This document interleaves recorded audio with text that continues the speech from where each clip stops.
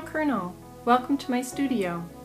Today I want to talk about tools and tips for making fabric bowls and baskets out of clothesline, like the ones that are shown on the shelves behind me. There are several methods for making baskets from pine needles, reeds, or other fibers. One of these methods is called coiled basketry and is the same method used for creating baskets by wrapping fabric strips around clothesline and forming a basket by coiling row upon row and stitching them together. The method is explained quite well in the following books put out by That Patchwork Place. It's a Wrap by Susan Breyer, It's a Wrap 2 by Susan Breyer, and Sewing Pottery by Machine by Barbara Warholic. I won't attempt to recreate what these authors have already explained so admirably.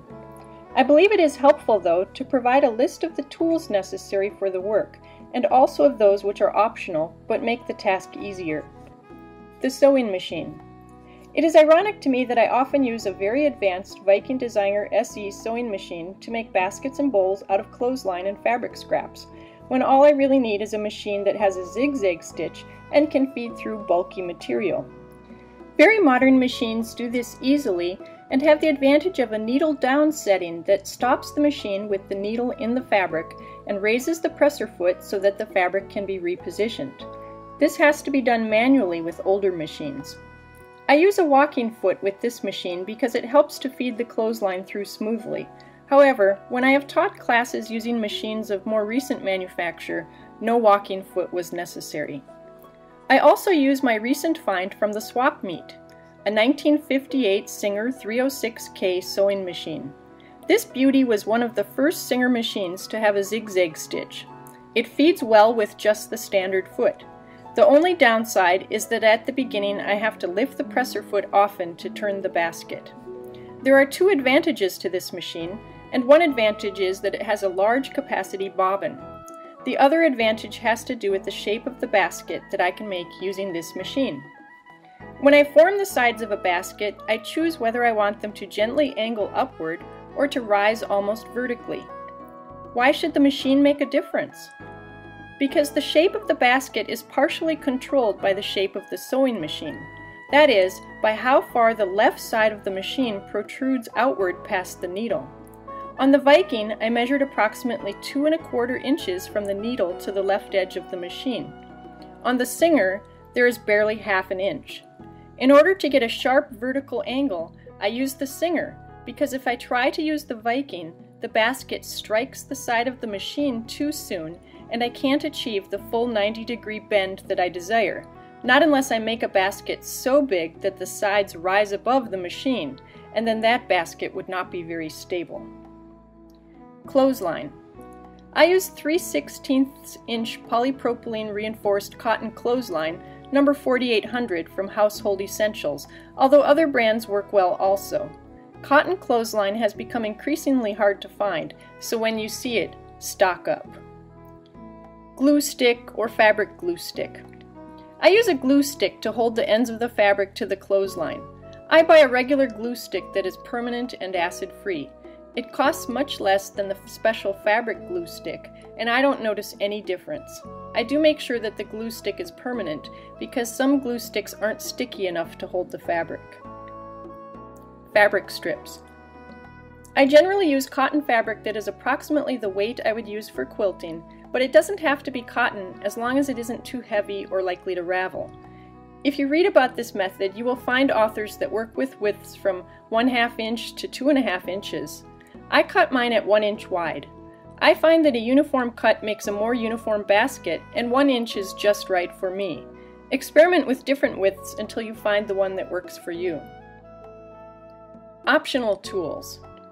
The AccuQuilt Go Cutter or Go Baby Cutter, available from AccuQuilt at www.accuquilt.com.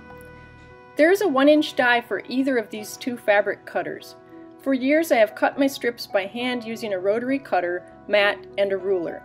Now I lay my fabric across the die, cover it with a mat, turn the crank, and have perfect 1 inch strips every time. The strip rack. The strip rack eliminates the plastic bag full of crumpled fabric strips that would otherwise sit next to my machine. It allows me to organize the colors with which I will be working and holds them at a convenient height. My strip rack comes apart for storage, and the rack portion will adjust to any angle from horizontal to vertical. I bought my strip rack down at a local quilt show, and if you're interested in getting one, please contact me and I'll get you the information. The sewing clamp or sewing bird. In the past, the clamp was often constructed in the shape of a bird, which is why we sometimes call a sewing clamp a sewing bird. The device clamps to the edge of the table and has a spring action clip that holds the fabric, thereby leaving both hands free for sewing. The sewing clamp comes in handy while wrapping the first length of clothesline, because it is easiest to wrap it when one end is held tightly in place. After the first few inches have been sewn, the needle and presser foot hold the fabric in place, so the clamp is no longer necessary. I have two sewing clamps, a modern one made by Clover and an antique gripper which was made by Singer. The stiletto. Observation. At the tip, my finger is almost the same thickness as fabric-wrapped clothesline. Therefore, I use a bamboo skewer to guide the clothesline under the needle, not my finger. I bought a package of 100 skewers for $1, and I cut a few of them about 5 inches long. Then I glued a bead on the dull end. If I break one, I don't worry, because I have 99 more where that came from. Labels. I think my work looks more professional if I adhere a label. I order woven labels that say, "An original by," or "Handmade by," but there are a lot of choices. Remember to attach the label by machine before the base gets too large and before you start to turn up the sides. Otherwise, you'll be hand stitching it or using glue. Quilter's tape. This is a 1/4 inch tape like masking tape that quilters use to mark lines when they quilt. I use a small piece to indicate the beginning of a round so I know where to apply shaping. I learned this in Susan Breyer's book, and it works very well. I often reuse tape that was first used on a quilt because it is still sticky enough for this purpose. Next Care durable cloth tape made by 3M. Barbara Warholic mentions this in her book. It is used to link together 2 lengths of clothesline. These are some of the tools that I use to make my fabric baskets. You can see more of my baskets in the gallery on my website.